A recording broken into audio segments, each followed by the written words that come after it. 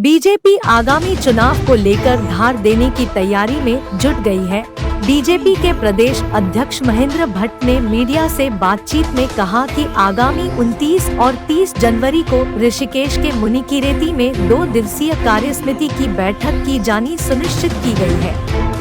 उससे पहले संगठन स्तर पर सभी जनपदों में सभी मोर्चों की टीम तैयार की जाएगी। यही नहीं बल्कि चुनाव में रणनीति अपनाने के लिए बीजेपी पन्ना प्रमुख से लेकर जिला स्तर के सभी कार्यकर्ताओं को बड़ी जिम्मेदारी भी सौंपेगी, जिसके लिए बीजेपी लगातार कार्यकर्ताओं के साथ बैठक कर रही है।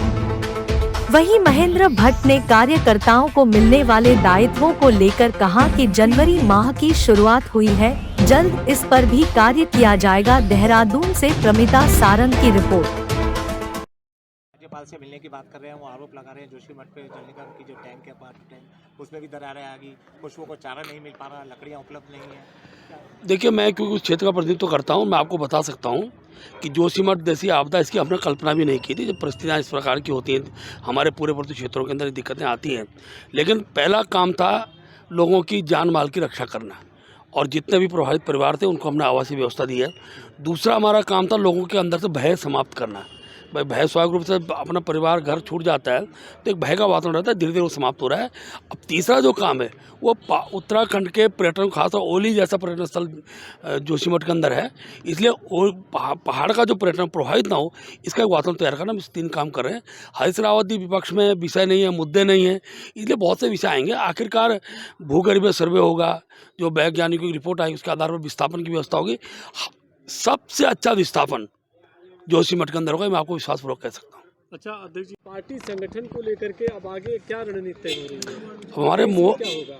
हमारे मोर्चों के जिले की टीम बनेगी और हमारा प्रयास रहेगा कि हमारी प्रदेश कार्य समिति है, इस बार मुनिकीरेती में हम लोग कर रहे हैं, जहाँ G20 भी होने वाला है, उसकी मीटिंग होने वाली है।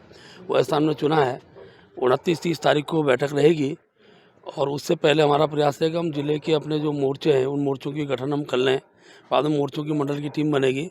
इसके साथ साथ हमारे शक्ति केंद्र और बूथ की टीम, उस तक हम लोग अपने संगठन पहुंचाएंगे। मार्च तक हम लोग अपने पन्ना टीम तक की गठन का हम पूरा कर लेंगे।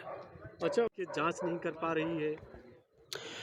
देखिए, अपराधी बचाए जाते थे, अब अपराधी जेल में जा रहे हैं। और मैं कहने को बार इस विषय को देखता हूँ कि पुष्कर सिंह धामी जी ने एक मिथक तोड़ा है, केवल चर्चाएं संदेह तक न रहें और उस पर किसी प्रकार की कार्रवाई ना हो, यही आज तक होता आया था। कहीं से भी कोई विषय उठता है उसकी जड़ तक जाना और ऐसे अपराधियों को जेल की सलाखों तक पहुंचाना, ये युवाओं के अंदर और भविष्य के अंदर होने वाली जो नियुक्तियां उसके प्रति विश्वास खड़ा होता है।